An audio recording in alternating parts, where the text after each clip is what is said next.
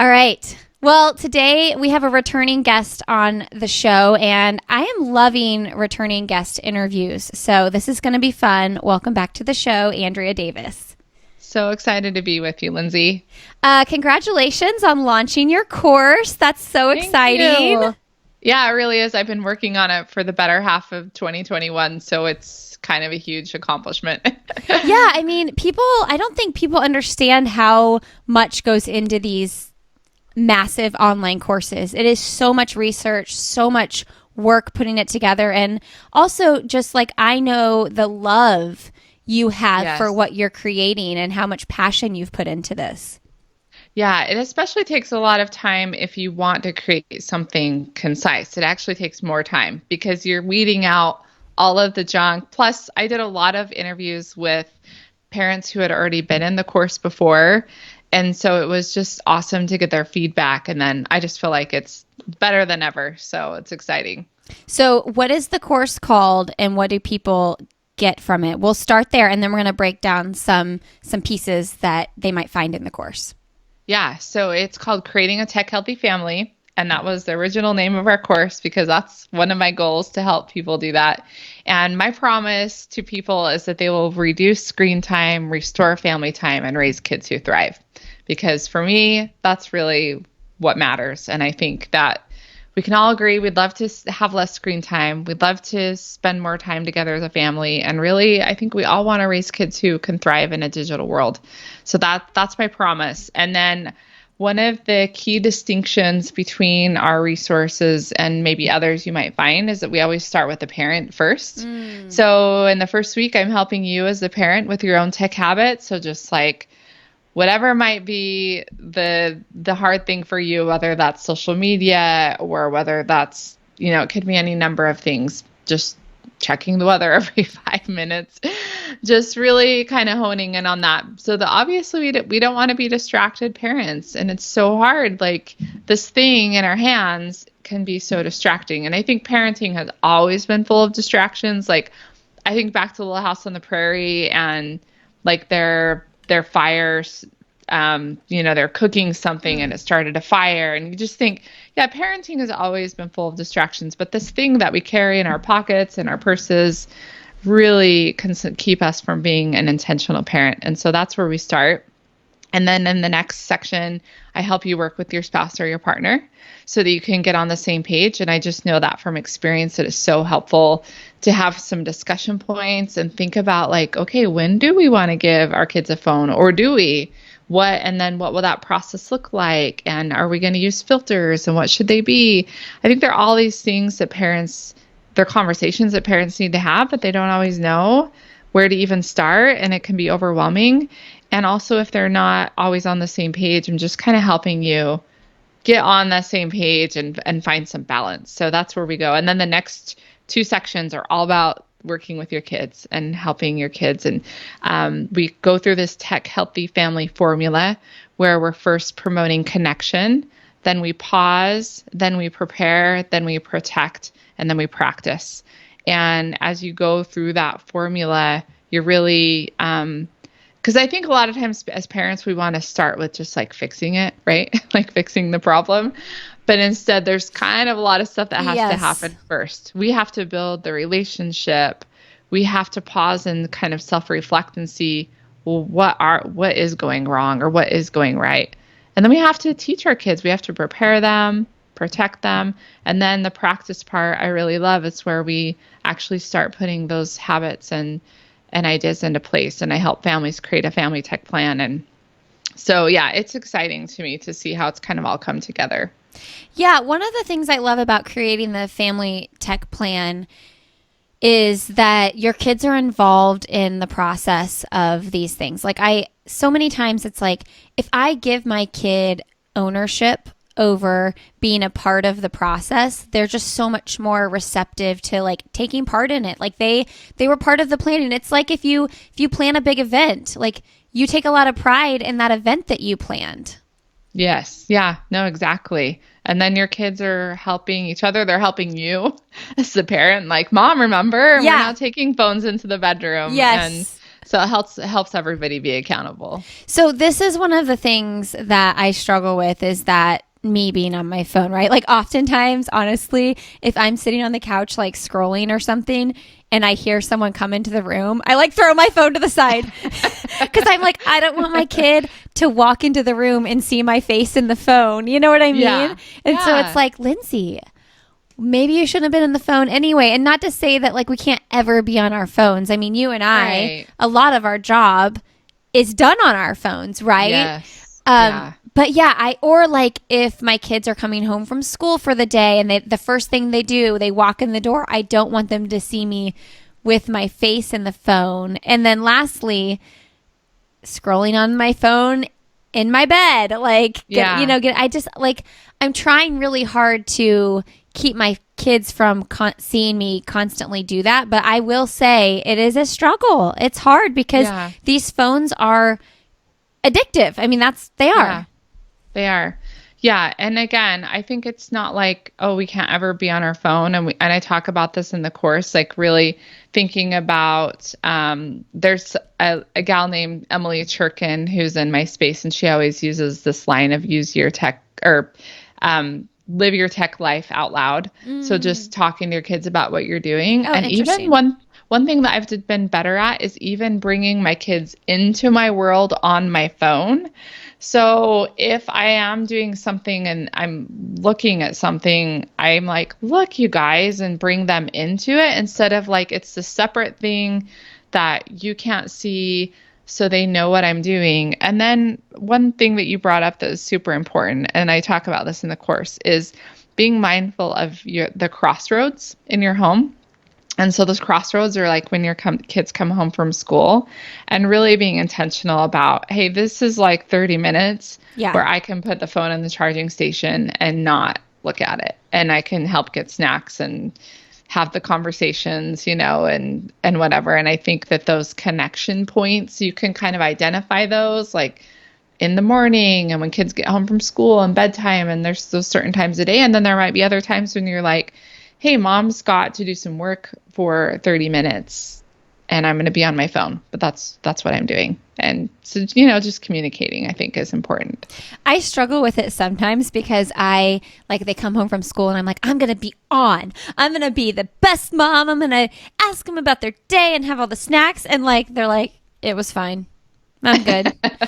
Can I go play with my friends now? Like, they're not really caring. And I'm like, do they not care? I'm trying so hard, Yeah. I've had that same experience. And I found that there is this line from a parenting expert. Her name's Elisa Demore, I think. And she talks about being a potted plant. She especially talks about this with adolescents, especially as your kids get older. But you're just kind of in the room and you're there, but you're not really asking anything of anyone. And I find that as the kids get older, that's kind of like, it's good. You can be like emptying the dishwasher or wiping off the counter and, you're kind of getting stuff done, but you're there. Yeah. And I think that presence of mind is so important. Even if our kids don't want to talk or they're like ready to move on, they know that you're there, so that maybe there is a day when they come home and they did have something happen.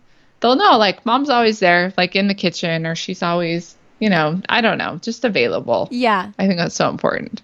Yeah, I'm working on those like side-by-side conversations where just little bits here and there instead of trying to spill out big stories or, like they don't want all that. It's too lengthy what I try to do. Yes. And, well, especially boys. Yeah. I feel like. Yeah. I forget. How many boys do you have and how many girls? I only have one boy. Oh, you have one That's boy. why I can tell. Yeah, I have 4 girls and 1 boy. So have you noticed a big difference in that regard?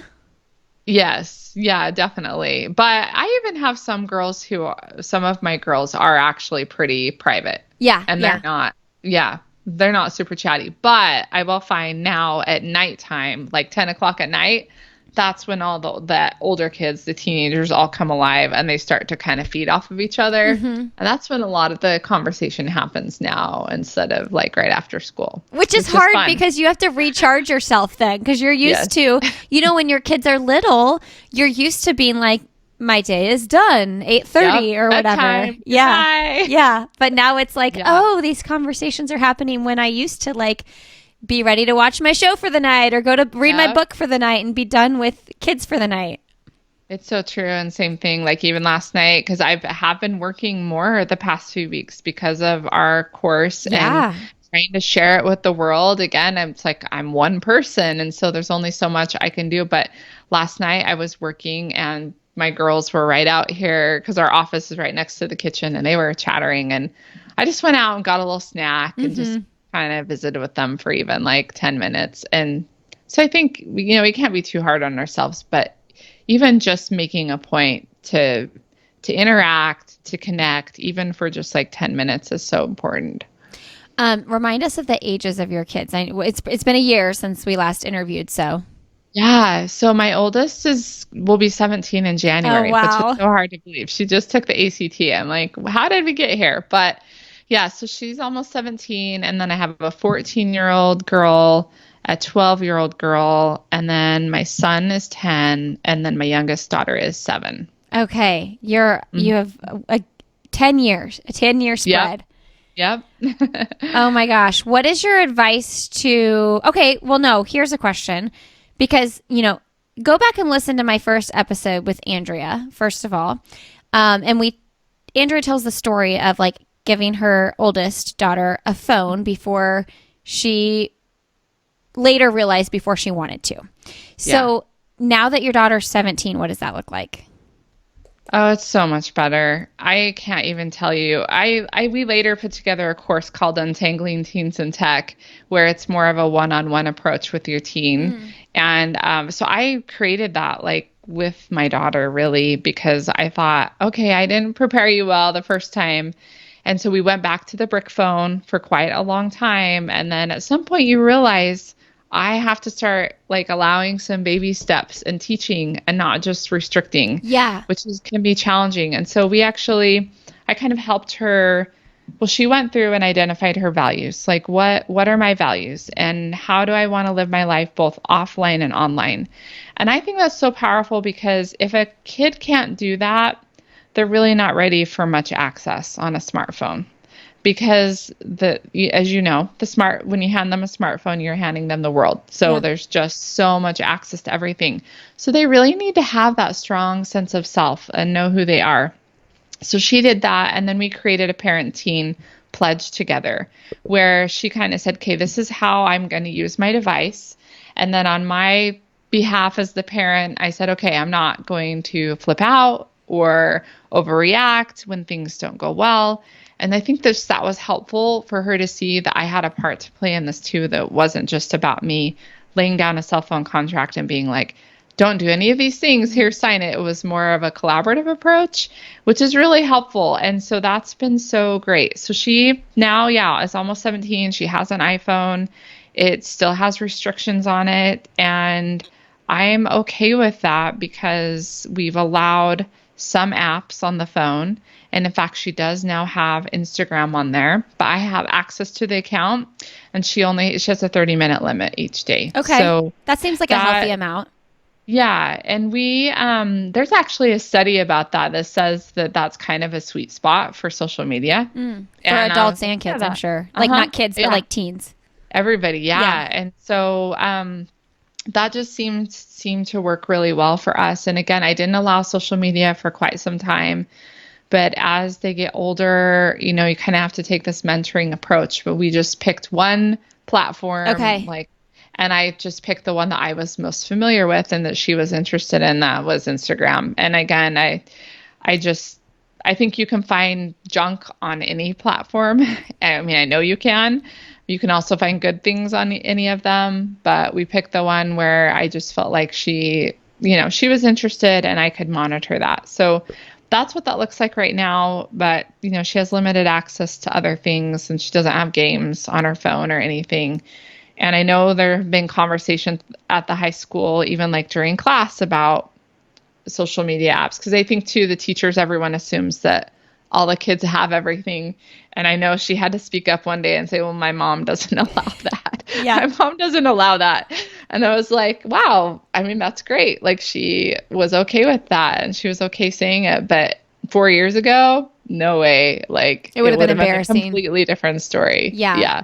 But Um, she will even say that now, like if we are having conversations with other people, she's comfortable with it. I think she's seen that as you get a little older, you watch your peers and you see how sucked into a phone they can become. And for the most part, she's a pretty good handle on it. Doesn't mean that I don't ever need to say anything. But again, we kind of have all these established boundaries where there's a bedtime for the phone and there's a wake up time and it never goes in the bedroom. And so just those kinds of things really help a lot. what's the bedtime and what's the wake up time? Yeah, bedtime's 10, and then she goes to an early morning like church class. It's called seminary, actually at 7 in the morning. So her phone turns back on at 6. Okay. But 10 again, if seems it's late. ever in her bedroom. Yeah, except for she gets home from dance at 9:30. Okay. So she's into dancing and she has a dance class, I think 4 nights a week. And with the older girls, they don't get done till like 9:30. So she'll get home and there will still be sometimes, she'll want to text a friend or there will still be homework Yeah. that she'll need to do. And so that's the bedtime for her. With the younger kids or, like my middle schoolers, it's more like 9 o'clock where, they need to be off. And then my younger two really don't spend much time at all on devices. I'm still pretty, quite restrictive with them, but they don't ask a lot. They just do other stuff. So Yeah. it's nice. I mean, parents of little ones, think about like the freedom we have after bedtime. Yeah. You know what I enjoy mean? it. Like, yeah, we still have that. There's just like there's a shift that's going to happen.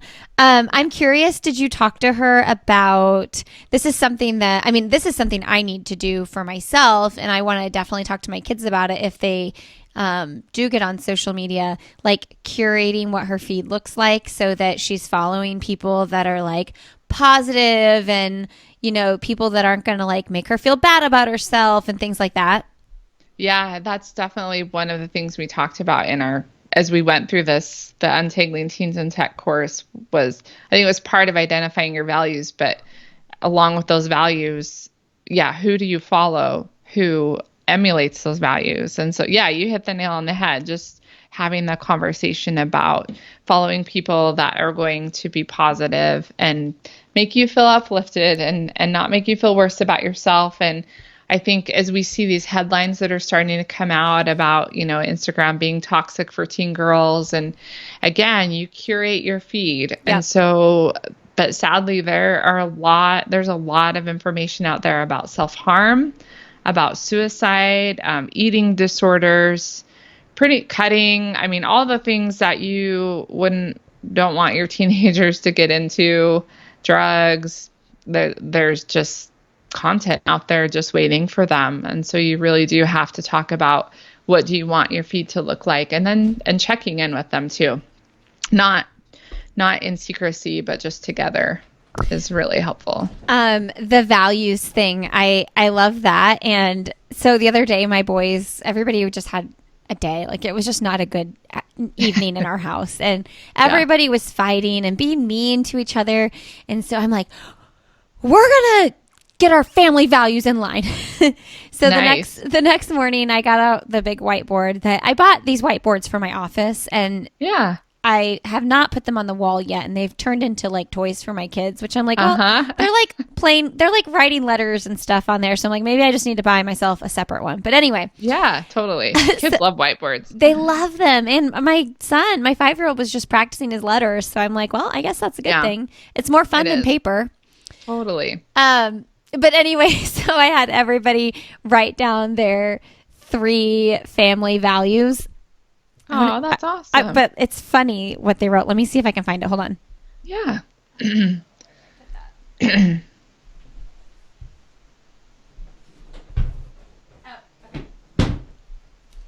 It's been erased. But the after the fact, I was like, well, I think we need to talk about what a value is, because they were mostly writing like my kids are 3, 5, 6, and 9. So the little ones are obviously, they're not going to say like a value is being honest and things like that. But it's like, don't put your feet on the wall. Don't hurt mom and dad. Don't break the windows. And, Oh, that's we awesome. had a couple that were like, be kind and things like that. Yeah. But I thought it was fun, and it was like a simple exercise that I think we'll probably revisit like every 6 months, just to like say, Yeah. how has that changed? And then we can talk about what's a rule versus a value and things like that. And taking that into their life on social media and in the real world and in our home, like the importance of all three Yeah. of those aspects of their life. Totally. And again, like you laugh about, okay, don't put your feet on the wall, but what is that value? That value is being respectful, right? Yeah, So yeah. they're right, they're spot on. They're just, they're sharing examples, and so they deep down know what a value is, and so that's really cool to see. And that's how it starts. Just having, I think that's awesome that you did that, having those conversations, and then that way it won't be weird when they get older and you're really trying to help them identify their values when they have more access to technology. You will have already laid that foundation. So that's awesome.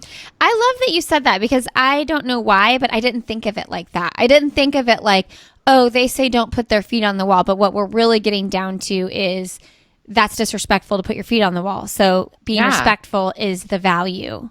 Yeah. I think everything they said. What else did they say? Don't throw stuff at Well, the I will. window Well, or one of them was, I said, okay, I'm going to be honest. I said, don't hurt mommy and daddy, but he actually said, don't kill mommy and daddy. And that's awesome. I didn't want to say it out loud because I was like, that just sounds too much. But that's, in all Right. honesty, what he actually said. That's awesome. But yeah, so I mean, what value is that? Obviously, that's respecting life, right? Yes, there you go. Yeah, just again, depending on people's beliefs or whatever, but Yeah. if they're Christian, it is a commandment. So Yeah, yeah. Okay, I like it. So, anyway, also, if anybody's kid says anything that feels alarming to them, know that you are not alone, and all of our kids have said yes. alarming things. Oh, totally. Yes. Well, let's talk about that a little bit. I want to talk about the relationship with your partner, because one of the things that is hard is making sure that you're on the same page. And I know for our family, I think probably hosting this podcast is one of the reasons, because I'm constantly researching guests and topics and things like that. So, and reading books. And so my head is always in the place of like how I want to run things, where my husband is a little bit more like, you just do, right? You just live your life and you just do, and you raise Yeah. your kids well, but not overthinking it. And so I'm curious your thoughts, and how you talk about it in the course, on if one parent is like overzealous and super excited to create this tech plan, or write the values out or things like that, and the other person's like, okay, just kind of like along for the ride. Yeah.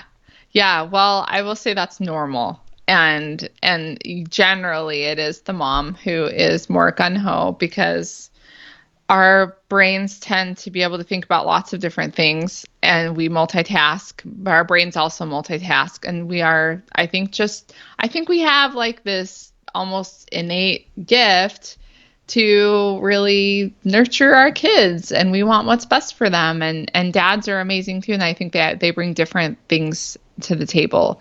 And so what's awesome is that we know that when it comes to technology and really anything, if we're too extreme one way or the other, we'll lose our kids. So if we're too extreme in that we just completely have a free for all and let our kids have access to everything, that we're going to lose our kids to tech. And we know that on the flip side, if we're way too controlling, we never allow it at all, and we parent from a place of fear, then we also will lose our kids. And there's tons of research on that. So in parenting, our goal is always to be like kind of in that middle place where we're teaching, we're mentoring, but we're not just like letting everybody do what they want. And so when it comes to a partnership or a marriage, that's helpful, because you bring two people together with different ideas, and then they bring balance to your kids. And that's what Tyler and I, my husband and I, have found in our marriage as we've worked with our kids and also established screen time boundaries, that we haven't always agreed, but that it's been good because I'll now give you an example. Like I would have liked to put filters on everything and used every kind of filter possible out there to make our home basically like Fort Knox. And my husband is a software engineer, with degrees in mechanical engineering. So he built one of our computers. He's very tech savvy. And he essentially said, Andrea, there's no filter that can completely block everything. It's not possible. So he's like, we really have to focus on teaching our kids and building the internal filter. And so we collaborated and worked together, and we have found like a router that we really love that does, filter content. And we use OpenDNS, which is a free filter. So we do use filters and we've layered them, but we also have primarily relied on teaching our kids and talking to them and having these boundaries because, again, if Tyler hadn't kind of stood his ground and he would have just said, okay, yeah, let's buy all the stuff and put it all on, then that's what we would have done. And I don't think better screen time probably wouldn't even exist because I probably wouldn't have seen the need to teach my kids. Yeah. And so that's where I think you just kind of have to think of it as being a benefit. And then if there's certain times when you feel like you are kind of doing it alone, just having a conversation with your spouse or partner when the kids aren't around and letting them know why this matters. And even just sharing statistics and data and real world stuff with them. So it's not just all emotional, but it's really like, this is what, teens are faced with right now and what they're going through. And that can help them see that, no, this is a big deal and it's part of parenting today. So we've got to up our game and just being like upfront with it. We got to up our game. So can you help me? You don't have to run the show. I'll take care of that, but can you have my back? Yes.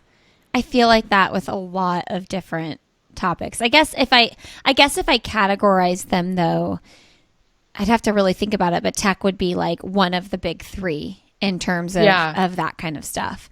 Okay, I want to hear about the filters because, so right now, our kids, the only devices they have are their school computers, the two big ones, and then we have a Nintendo Switch. That's it. So the school computers have some filters from school, but like we haven't added anything extra. And then I don't have anything on my computer or my husband's. Now they don't get on our computers now. But I don't know, they could sneak on or whatever. So tell me your like filters you recommend and like top 3 kind of like safety protocols you would take when your kids, might have access to a computer and you're not around. Yeah, so we definitely should put some filters in place, and this especially helps our younger kids who might just stumble across something and they're innocent and they really aren't trying to circumvent any parental controls. Yeah. So it is important for that reason because there are things that you can't unsee. So we go through this in the course, but Tyler teaches you how to set up, it's called OpenDNS, and you can set it up in 30 minutes. It's free. It's been available for years and years, and it's just like it's almost like the internet has a phone book, and so there's these IP addresses, and that's just like telling you where the different computers and the networks are. But it will go through and they do their own monitoring where they just block certain sites, and it's constantly like refreshing all the time. So you can set that up, and then on top of that, quite often routers have parental controls. So your router is how you get internet into your house. And we use the Griffin router, and we have an article on our website on betterscreentime.com where Tyler actually, talks you through it and helps you know what you can do with it. But that is an additional filter that you can put in place. And the other thing I love about that is you can actually set up different parameters for different age groups. So you'll put each of your kids as a user, and it will pick up the school devices too, like your Chromebooks or iPads, and it will pick them up and it will show them, and you just use an app on your phone, and you can pause the internet, you can set up certain okay, these are school hours of times we're going to do homework, you can block YouTube. I can do all hate those things. YouTube. But you know You can what? block all those things. Pause real quick. I say I hate YouTube, but I will say sometimes I walk in upstairs. The kids have the TV upstairs in our playroom, and they're watching some really cool stuff on YouTube. Like they're just like Yeah. watching these people like camp and like do like outdoorsy stuff. So I'm like, I shouldn't say it with such passion because Yeah. sometimes my kids find really cool educational stuff on YouTube.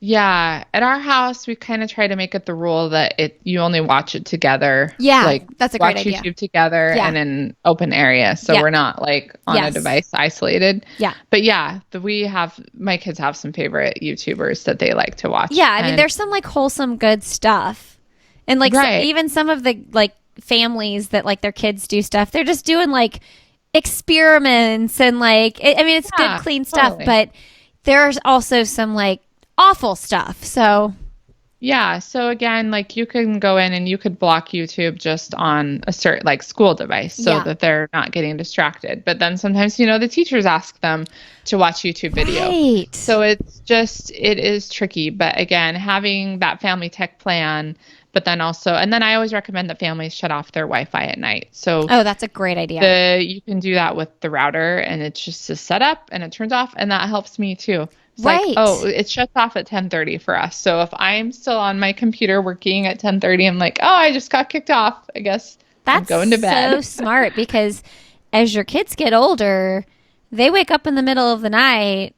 They can go to Yeah. the kitchen. I mean, even if it's a family rule, like kids make bad choices. Yeah, and it happens all the time. Like I have parents tell me all the time, yeah, my kid was up till like 3 o'clock in the morning watching YouTube and I had no idea. So that's just like a simple way to, you make it the family rule, right? Or the family boundary and you include it in the family tech plan. You have everybody turn devices in, but you also just make it easy for yourselves and turn off the Wi-Fi. The other night, we let all of our boys sleep in the playroom upstairs. You know, they all sleep together in their bedroom anyway. So, anyway, they slept in the playroom and we let them just like watch a movie and fall asleep. And then we went up and turned the TV off. Well, I didn't think to also take the remote downstairs with me. And apparently, my 5-year-old woke up in the middle of the night at like 2 and just turned on the TV. And like they were watching TV for like 2 hours in the middle of the night. They were watching like a movie or something on Disney. But Oh, like, that's hilarious. I was like, oh, and that's similar to your Wi-Fi thing. Like, I was like, if I'm gonna let them sleep up there on a weekend tonight or whatever, I need to take the remote downstairs with me. Yeah, totally. Yeah, and you learn those things by trial and error, Which right? is, yeah, and like, you know, years ago, if it would have been my older two, that I would have been horrified. Like, oh my gosh, they woke up in the middle of the night and they were watching TV. But now I'm like, it's fine. We'll get through the day. They're just going to be a little bit tired. Yes. Yeah, you get those. Yes, as you get a little more experience as a mom, you start to relax just a little. I interrupted you though. You were going through the routers. We talked about DNS, the router Griffin, and you were going to one more place. Yeah, well, and then just using your parental controls on your. So if it's devices like phones, you want to use either Apple's Screen Time or Google has one called Digital Wellbeing. So you should definitely use those once you've got older teens and if they have their own devices, but also using parental controls on your Switch or whatever other devices you might have in your home. Make sure that you're using the parental controls that they come with. So, and we don't do gaming in our house, so I am actually not an expert on that necessarily, but I just know that they're available. So. I mean, I feel like the course itself is worth it just to have your husband walk me through the open DNS. Yeah, that whole section is called Tyler Teaches Tech. And so and I think we'll probably even be adding some more things, in the future, but it's a really great, place to start. So, okay. So we're talking about the external filters, like the filters that we can put in for the computers and the phones, but what about internal filters? Talk to us about teaching our kids about internal filters. Yeah. So again, I think it comes down to talking to your kids about values, which we've already talked about, but also just teaching them about what's out there. So in the course, we have a lesson about pornography and cyberbullying and online predators and, what to do in those situations. And you can even role play with your kids, like, what will you do if somebody says something inappropriate in a group text or chat? And what, how should you react? So again, I think it's practicing with our kids and talking a lot about your family's values and how to live those. And yeah, that strong sense of self, like helping them to just have confidence in who they want to be, both offline and online, really. Yeah, and that kind of ties in with the self-regulation on the devices. You said you have a 30-minute time limit for your daughter on Instagram. Do you have that same for yourself? No, I don't. I had a time limit that's the interesting thing, before I started running better screen I time. know it's hard. But I do have something I call my daily bookends. And I actually did an Instagram reel about this yesterday. But I try to start my day with intention. So I won't open up Instagram first thing in the morning. So I make sure that I've spent time with my kids, that I've exercised. That's really important for me. Getting outside, eating something healthy. I like to read my scriptures, but I think if people like to meditate, whatever they like to do, but thinking about your daily bookends, like how do I start and end my day, and how can I do that without social media? And then just having those certain windows of time when you're not going to be on social media. So again, when the kids get home from school and during family dinner. So for me, it's more about being present during those certain like anchor moments of my day. And then really during the day, I'm using social media to run my business. And so it's just different than if I was using it personally. But I do recommend parents, if they're not using it to run a business, I think 30 minutes is a great sweet spot. And then having one day a week where you're completely off. So I need to do that. I take every Sunday off, and I've done that, I think, for 3 years now. And if you can't, like, if you feel like you're going to have the impulse to want to touch the app, you can just remove it from your home screen. And that's really helpful because you don't even have to delete the app. But just by removing it from your home screen, you just hold it down, hit remove from home screen. You will, when you go to your phone and your fingers like ready to go hit it, Yeah. you're like, oh, it's not there. Yeah. Oh yeah, I'm not going to be on there today. So that can be helpful as well. Well, I'm not going to try to be like too cool for school and say that I don't need to delete it if I'm not going to get on all day. I need to delete it if I'm not going to get on all day. Like that's just, I know I'll go look for it for some reason or another that doesn't need to be happening. And so if I do choose, like usually around Christmas time, I'll get off for like 3 or 4 days just to like, yeah, me too, really reset. I should do the once a week, and I think Saturday or Sunday, great. It's a great day to do that. I think one day on the weekend is nice because your kids are home usually, from there. And so that's whether you're doing family activities or whatever it is, but just like, just completely stepping away. It's so nice for you too. It's not just about, I mean, obviously that is important. We want to be present with our kids, but it's also for your own mental break. Just, to be able to think clearly and think about what your priorities are, I think. Well, and most weekends we tell our kids like no computers on the weekends. So like their school computers stay in their backpacks. And it's like, nice. If I'm telling them that, I should probably implement something like that myself. It's hard though, because, here's one of my biggest struggles is, my kids see me on my computer or on my phone or my Kindle, and they're like, you're on technology, Mom, you're on technology. And I'm like, well, I'm on my Kindle. I'm reading a book, and they're like, it's still technology. And I'm like, no, it's different. I try to explain it, but they still look at it as if it's a device, even though it's a book. I struggle with that a lot. Yeah. Well, one of the conversations that we have when you're creating your family tech plan is to talk, maybe we've talked about this, but talk to your family about the 3 C's. So that's am I creating, consuming, or connecting? Okay. And so like for me, reading a book you're not creating, but you're it is like a type of creation. You're reading, you're learning, right? And then so talking to your kids about the difference between that and just consuming a book, that's different, right, than if you're consuming social media or a video game or something like that. So think making that distinction as a family, because my kids will even say that, because I have a daughter that likes to write stories with her cousin on Google Docs, and her cousin lives in another state. Oh, that's fun. And, she might be on a computer 45 minutes and she's like, I'm creating, Mom. Right. Like it's not all bad. Like that's a great thing. Yeah. That's a great reason to use your computer. Maybe one day you'll write a book, Totally. Yeah. So just having those conversations but then being present if it really is like, oh, my kids are really, what they're trying to tell me is they want my attention right now. Well, right. Because if you really think about it, like if you're constantly I love to read, and I don't mind it when my kids see me just sitting on the couch reading. Yeah. But in the same sense, like that could be the distraction for you. Like just because you're reading doesn't mean like you maybe don't need to put the book down and be present. Right. Even though like it feels less guilty for you because you're not consuming somebody else's social media.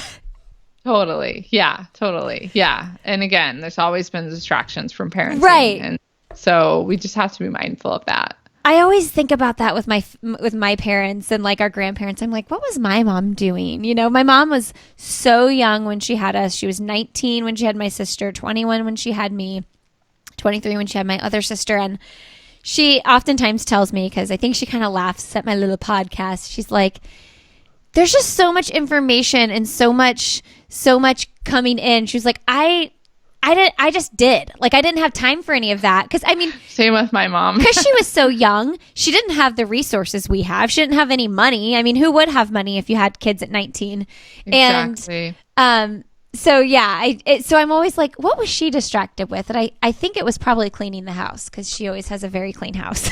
Yeah. No, it's true. Like, my mom, she did. She cleaned the house and she cooked, and my mom did always read the newspaper a lot, but again, I felt like she was kind of being that potted plant. She would usually read it at night, and that was usually when I would come out and, want to talk to her and interrupt her, but I just knew she was available. So gonna be the potted plant. Yeah, it's a different era, that's for sure. Last thing I'll say, I remember my mom would always have like catalogs, like now you online shop. She would have like LL Bean or whatever, and she would like circle the things that she wanted, and I'm like, I guess that was her being on Instagram or whatever, scrolling for like online, because now you get all the ads on Instagram. Right. I know. No, it really was. I even remember from my childhood, we got the JCPenney catalog, and I went through and circled stuff. So yeah, times have changed. All right, friends, we are going to offer you a discount on Andrea's course, which she just relaunched it. Bigger, better, but concise, right? Than ever before. Just the stuff that you really need. So creating a tech healthy family, right? Mm-hmm. Yeah. So if you use the code Lindsay, LINDSEY 20, you'll get 20% off the course. Just go to betterscreentime.com. Yeah. Yes, exactly. And you'll see at the very top, there's a link that says online courses. So just click there and it will take you to creating a tech healthy family, and you can check it out, see if it's right for you. Our goal again is to help families reduce screen time, restore family time, and raise kids who thrive. So if that sounds like something that you want, I'm definitely ready to help you. And we're going to run that until Saturday, December 11th. So make sure you get on that if you are interested. Andrea, thank you so much. Yay. Thanks so much, Lindsay. You're such a great podcast host. I love recording with you. Thank you.